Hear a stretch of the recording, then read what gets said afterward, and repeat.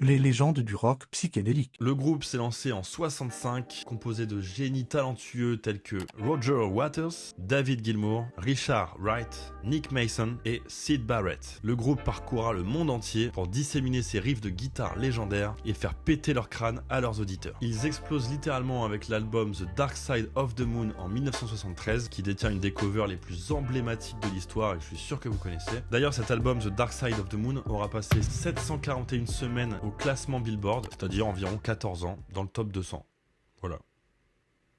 Et cet album aura vendu à lui seul 45 millions d'exemplaires. Combien? Pour l'anecdote, l'album The Wall a été inspiré par un incident où Roger Waters a littéralement craché sur un fan lors d'un concert. Il a alors imaginé un mur séparant le public et la scène. Ah, c'est assez simple avec eux, hein. Ah oui, et aussi les battements de cœur que vous entendez au début et à la fin de l'album. Tenez-vous bien, ce sont tout simplement les battements de cœur du batteur Nick Mason.